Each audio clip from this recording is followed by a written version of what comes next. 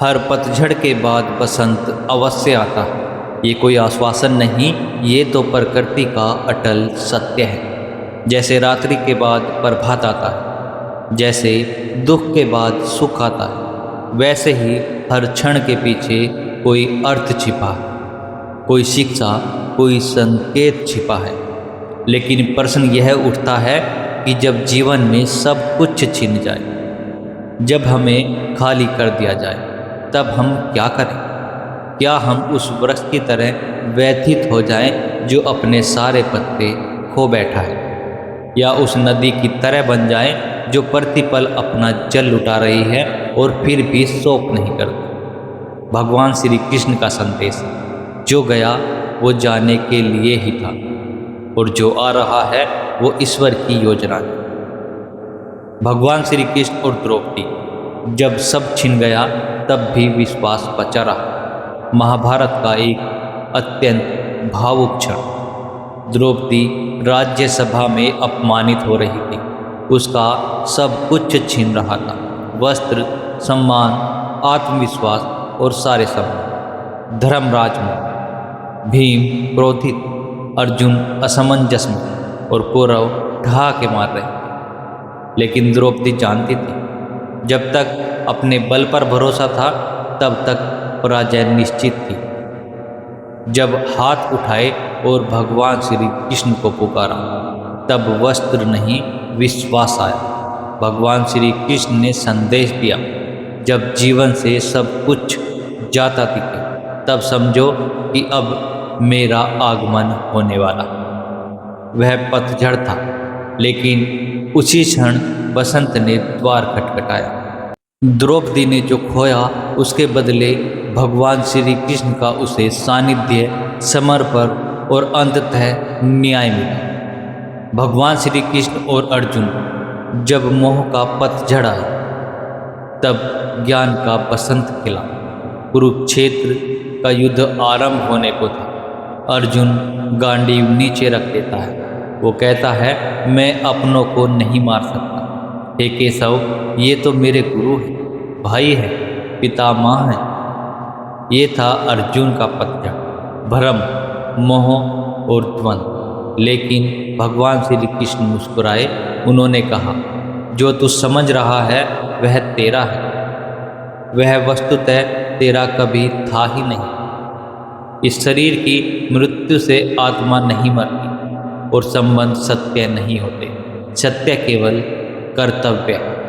भगवान श्री कृष्ण ने अर्जुन को सांख्य योग, कर्म योग और भक्ति योग का उपदेश दिया।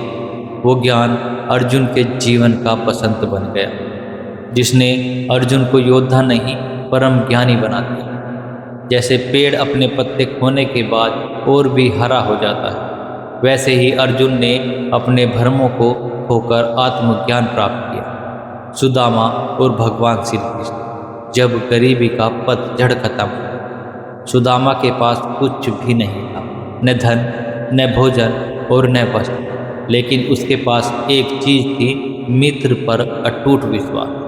पत्नी ने कहा, भगवान श्री कृष्ण के पास जाओ, कुछ सहायता मांगो। सुदामा 2 मुट्ठी चावल लेकर द्वारका पहुँचे।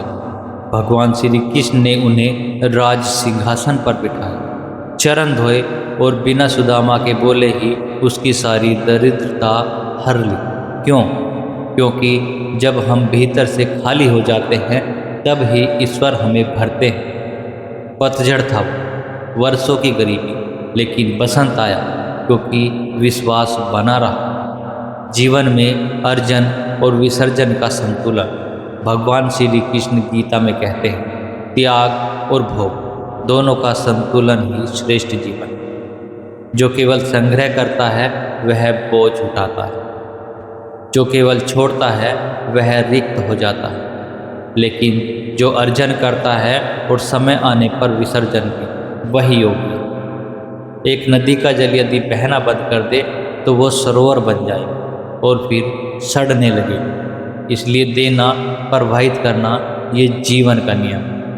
वृक्ष भी हर पतझड़ में यह नहीं सोचता कि अब क्या होगा, वह बस इतना जानता है कि बसंत आएगा ही।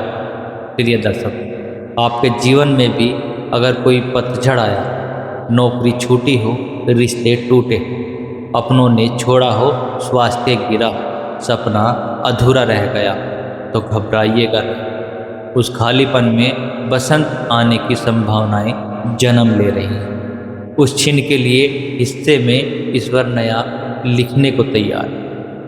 भगवान श्री कृष्ण कहते हैं, चिंता मत कर, तू बस कर्म करता चल, मैं सब भर दूंगा। मैं कोमल प्रजापति आपसे केवल इतना कहूँगा, पतझड़ को देखकर उदास मत होइए, क्योंकि बसंत उसी के पीछे छिपा होता है। हर छीनने वाला क्षण एक गहरा संकेत है कि अब ईश्वर कुछ श्रेष्ठ देने वाले हैं। बस मन को न गिराइए, भरोसा बनाए रखिए और भगवान श्री कृष्ण की वाणी को अपने जीवन में उतारिए। आप देख रहे थे अनमोल ज्ञान संगम। अगर यह कथा आपको प्रेरणादायक लगी हो तो इसे अपने प्रियजनों तक जरूर पहुंचाइए। अगर आप हमारे चैनल पर पहली बार आप हमारी वीडियो देख रहे हैं तो चैनल को सब्सक्राइब जरूर करें। वीडियो पसंद आई है तो वीडियो को लाइक और कमेंट में जय श्री कृष्णा राधे राधे जरूर लिखिएगा। जल्द ही मिलेंगे एक और नई ज्ञानवर्धक वीडियो के साथ। तब तक के लिए जय श्री कृष्णा राधे राधे।